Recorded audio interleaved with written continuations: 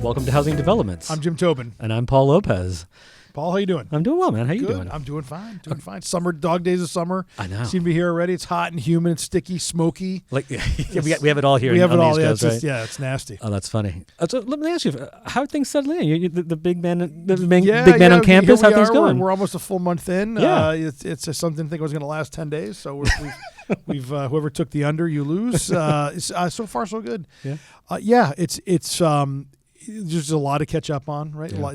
Time is the greatest commodity that I don't have, but it'll settle in. And there's we talk about there's such big issues facing the federation. Yeah.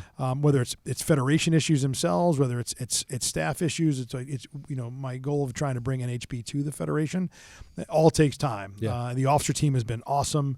And so I just have a lot of optimism for not only the next 6 months, but then moving into the future. We're getting ready to kick off our review and possible revision of the strategic plan, and that's really going to guide us over the next couple of years. Yeah, and you've made some great inroads. You've been hearing from great people across the country. I know you've been reaching out. I know you're going to start traveling again pretty soon. Yeah, I'll be back on the road. Yeah, once we get past 4th of July, the travel schedule gets pretty good. I'm looking forward to AMC to see all of my EO friends out in Cincinnati in the last week of August. That's going to be great.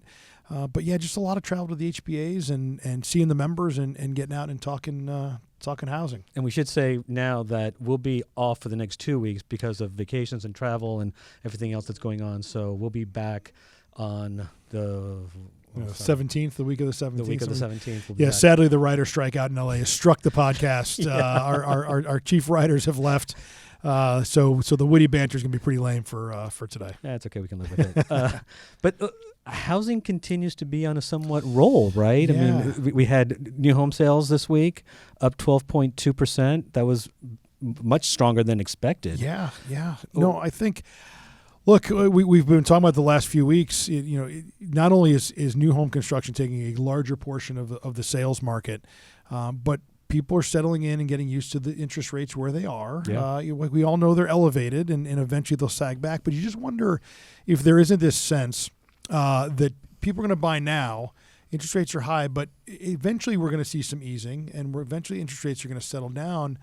There's opportunities to refi in the next couple of years. Right. And so I wonder if that's what's fueling this. We all know demand is high, but it's been kind of a great run for the last several months. Yeah, and the beauty of these last numbers were that the sweet spot that we always talk about, that 200,000 to 300,000, which in most parts of the country that's considered affordable housing, ramped up like gangbusters. Last year, we were building 5,000 homes at that price range. It jumped to 12,000 homes. So that's what we need right now, is to be able to get that's inventory where the first-time home buyer can really start getting their feet into the market. Well, that's part of the churn, right? You're not going to sell the next level, up the food chain, so to speak, unless we get that first-time home buyer market really getting going. So, a lot of reason to be optimistic.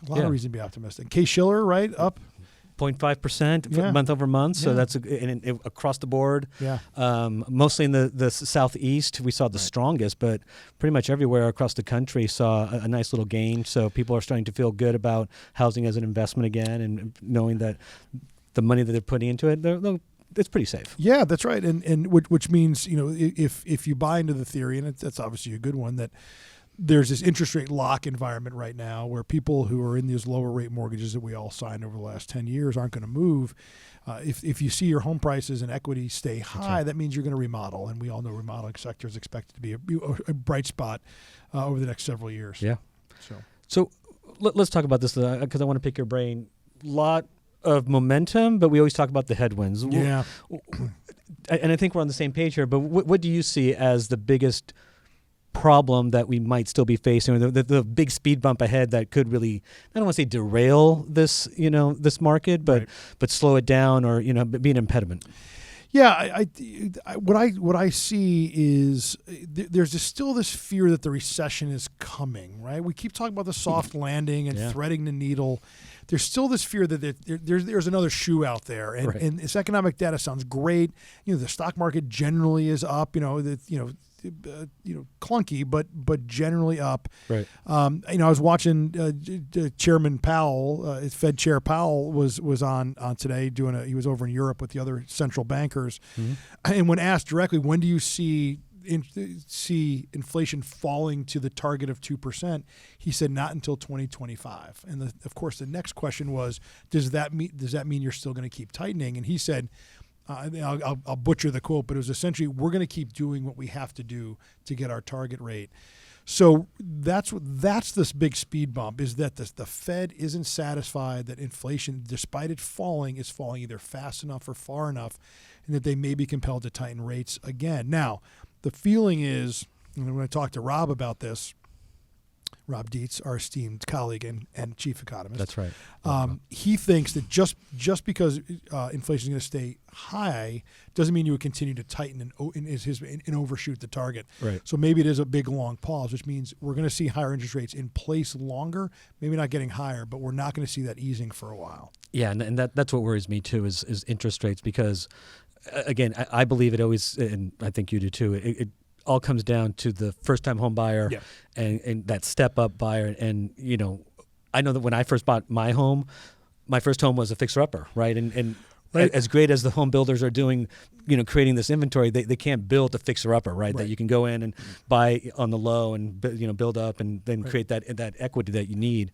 Right. So I think it's definitely down to the interest rates. Yeah, the other one I'd throw out there is AD&C lending. We know it's tighter. We know it's, the effective rate for an AD&C loan is 11 or 12%. Yeah, I think if we don't see those sag back a little bit, I think that's another speed bump ahead for us. Is just the AD&C equation, all this, and whether or not we there's talk about regulating or tightening the capital standards for regional banks, and whether that trickles down to the community banks, which we know is the lifeblood of our industry. So that's one of the other speed bumps I'd look out for. Yeah, Paul Emrath, again, the Emrath econ. That's right. Our esteemed economist as well. So it's interesting because they did a survey asking our builder members, okay, is the financial downturn and the bank foreclosures affecting their ability to borrow money? Yeah. And I got the numbers here for the acquisition part of it. 34% said, to a major extent, it was affecting their business.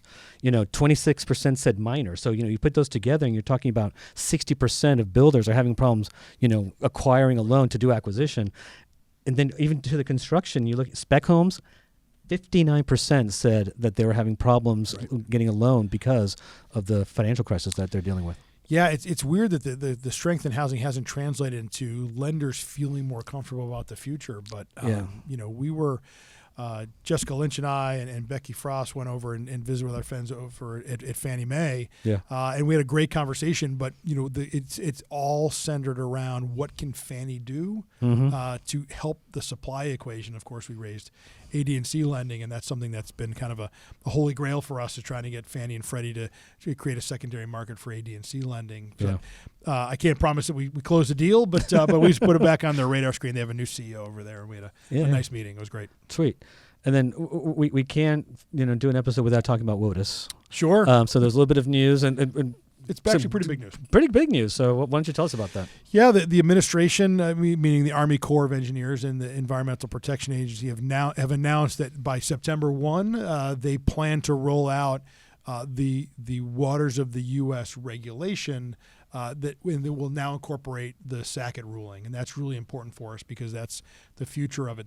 The problem is that the Army Corps of Engineers has frozen permitting in the short term until they come to this decision. So we would much rather them continue to issue jurisdictional determinations, because they've essentially closed down land development, or at least the issuance of permitting when it comes to land development, for the next couple of months. Yeah. So we're happy they're going to work on that new reg and get that out soon.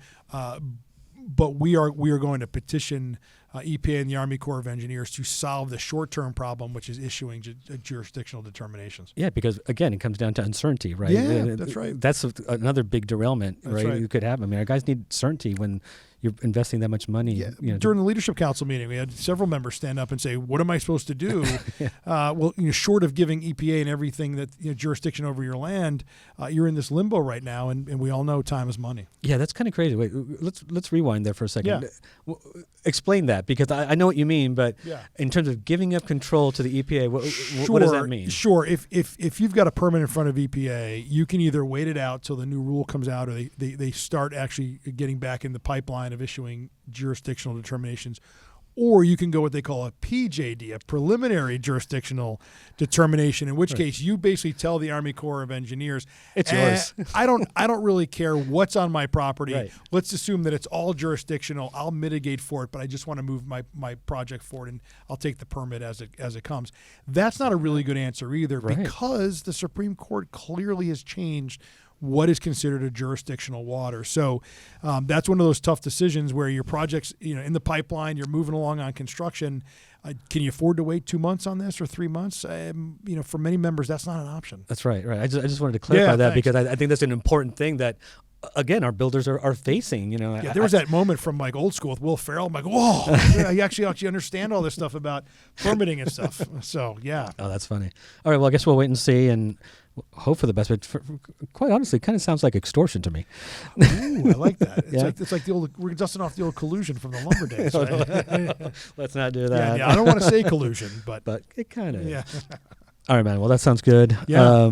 Stay cool the next few. Stay cool. Few yeah. Sorry, we're going to take our midsummer hiatus for a couple of weeks. Right. Have a great vacation. I know you're heading out of the country with your son. That's going to be awesome, and we'll be looking forward to the fireworks on the mall here. Absolutely. Two things of note: Reagan Hansford, thank you for producing this podcast. Producer Reagan, and NAHB Productions for all the great work that they do here, both on the audio and the video. So, that's right. With that, I'm Paul Lopez. I'm Jim Tobin. Happy Independence Day. Take care. Bye.